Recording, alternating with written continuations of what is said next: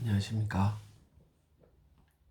오늘 1월 20일, 1월 18일이네요. 벌써 1월달도 참 많은 시간이 갔습니다. 오늘 참 문재인 저 미친 자식이 오늘 기자회견 하는 것을 다 보셨을 겁니다. 여러 가지 중에 가장 충격인 것은 문재인이가 생각하는 그 인권에 대한 의식이 적나라하게 드러나는 장면이 있었습니다. 정인이 그 학대, 입양아 학대 살해 사건이죠. 그거는 그 입양아에 대한 그 학대 방안에 대해 가지고 물었는 질문에 입양을 취소하거나 또는 바꿔 달라고 해야 된다. 이런 식의 발언을 우리가 오늘 하는 것을 들었을 겁니다.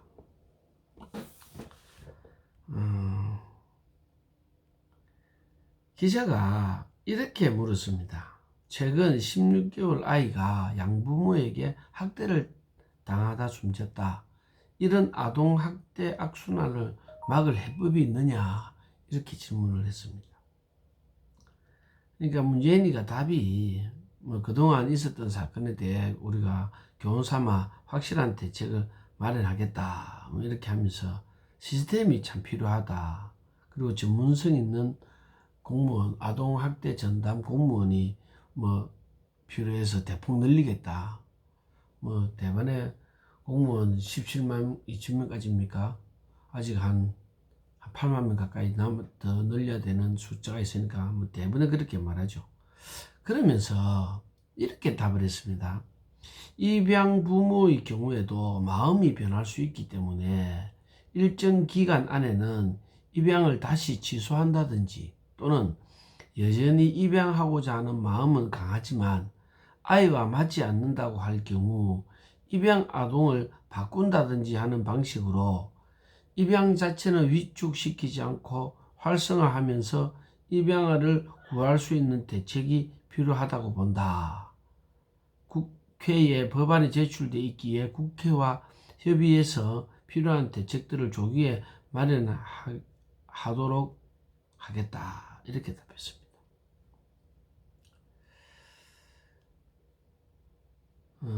입양 절차를 바르게 참 까다롭게 하는 것도 필요하고, 그리고 입양하고자 하는 양부모의 인성이나 심리, 그리고 그들의 어떤 살아온 내력을 통해서 정말로 이 사람들이 성실하고 또 아이를 사랑하는 그러한 따뜻한 심성의 소유자인가, 그리고 입양 아동을 끝까지 책임질 수 있는 책임감의 소유자인가, 이런 것들을 우리가 면밀히 살펴볼 필요는 있다고 생각을 합니다.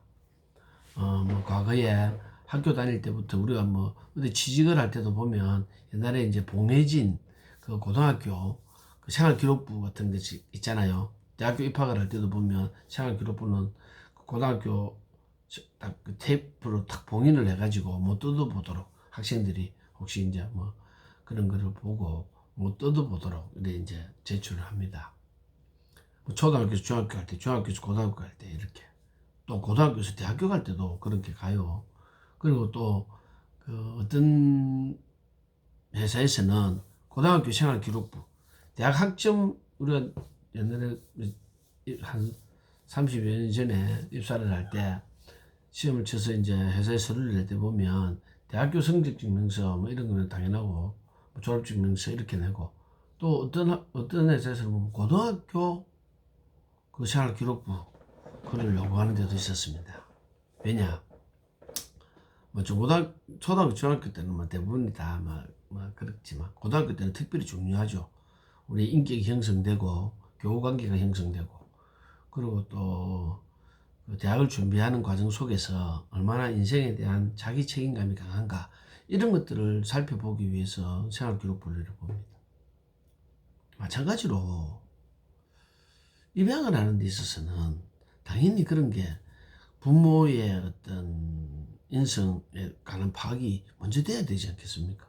단순히 내가 애가 없으니까 입양한다. 또는 뭐 애를 키우고 있지만 나는 입양아도 같이 뭐 따뜻한 마음으로 좀 키우고 싶다. 이런 감상적인 그런 어떤 것으로서 아이를 입양하면 안 되겠죠. 예. 그래서 입양 부모에 대한 조사는 입양이 이루어지기 전에 그 사람에 대한 철저한 사실은 할 수 있다 한다면은 그의 주변에 대한 주변인 조사까지도 해서 이 사람의 어떤 그 심리 상태나 정신 상태, 경제력, 인내력, 또 봉사정신 이런 여러 가지를 그저 인성에 관한 부분들을 책임감과 인성에 관한 부분들을 이렇게 조사를 해서 정말로 이 부모로서의 이 입양아를 잘 기를 수 있겠다라는 그러한 어떤 사회적 검증을 해보는 그런 장치가 오히려 필요하다. 그런 걸 강하게 뗐으면 제가 문재인이를 한 대 덜 때리는, 한 100대쯤 덜 때리는 그러한 배려를 해줄 수 있지만은 오늘 말하는 거 보니까 일만은 정말로 제가 죽도록 팬돼서 한 300대는 더, 300대가 뭡니까? 3만 대는 더 두드려 패도 속이 안 풀릴 것 같아요. 아니 세상에 말입니다. 입양 부모가 마음이 변해서 또는 입양 아이와 맞지 않아서 그 입양 아동을 바꾼다. 그 다른 말로 교환할 수 있도록 어떤 그런 장치를 함으로써 입양은 그는 그 활성화하면서도 입양아를 구할 수 있는 대책. 이게 말이 됩니까? 그러니까 문재인이 대가리 속에는요, 일마가 사람을 지폐는 사람이지만 그 지외의 모든 사람들은 물건인 거예요. 유물론적 사관이죠. 철저하게. 이만 진짜 악하죠. 얼마나 악하냐. 세상에 입양 아동을 마음에 안 든다고 바꿀 수 이게 우리가 정상인으로서 생각할 수가 있습니까? 그럼 결혼하고 살다가 마음에 안 들면 마누라도 바꿀 놈이네요. 마누라 바꿔야 됩니까? 세상에 입양을 하면 그거는 내 자식 아닙니까? 내 호적에 올린 내 자식이잖아요. 내 자식을 기르다 보니까 내하고 좀 안 맞는 것 같아. 그럼 그걸 교환한다. 이게 말이 되는 소리입니까? 세상에 이게 인권 변호사예요? 문재인이가 얼마나 허구적 구호를 떠들은 남발한 진짜로 아가리만 벌리면 거짓말하는 놈인지 여러분 이제 알겠습니까? 그게 인권이 어디 있습니까? 북한 인권법을 유엔에서 통과시켜도 대한민국은 지금 몇 년째 기권하고 있죠. 북한 주민들은 그 문재인이나 이런 빨갱이 새끼들에게 사람이 아닌 거예요. 네, 물건이에요. 노비처럼. 조선시대 때, 그죠? 양반들이 노비를 물건으로 취급했잖아요. 소, 돼지처럼 한두, 두두, 이렇게 말두자. 그걸 써가지고 헤아렸잖아요. 한 사람, 두 사람 안 했잖아요. 여러분 한번 시간이 나면 세종은 과연 성군인가 라는 책을 한번 읽어보세요. 특히 저는 여성분들에게 대한민국의 여성분들에게 그 책을 참 권하고 싶습니다. 읽어보면 아마 죽은 세종대왕 묘를 파가지고 다시 한 번 더 화장을 시켜도 문이 안 풀릴 정도로 세종이 여성들의 인권을 짓밟은 그 법을 만들었다는 걸 알게 될 거예요. 양부모 중에 한 명만 노비면 다 노비다. 네. 태종은, 자기 아버지 태종은 부모 중에 한 명만 노비가 아니면 노비가 아니다. 이름으로 말미암아 노비가 줄어들도록 정책을 만들었는데 세종 이거는 어릴 때 올라가지고 양반 세력, 그죠? 세도가에게 잘 보이려고 부모 중에 한쪽만 노비면 노비다. 여러분 그러면은요 양반 한 명이 계집 노비 5명만 있으면 어찌 되겠습니까? 그들 사람으로 취급 안 했으니까 번식이죠.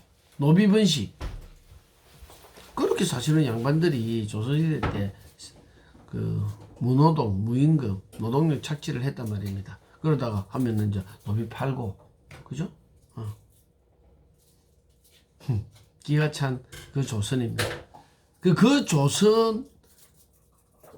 조선식의 사고가 있다 보니까 문재인이와 이 빨갱이들 눈에는, 대한민국 이 빨갱이들 눈에는, 주사파들 눈에는 북한의 정권, 김일성, 김정일이 김정은으로 중심되는, 그죠? 백두혈통이 어디 있습니까? 백두혈통이. 백두산 칡뿌리 캐먹는 혈통인가?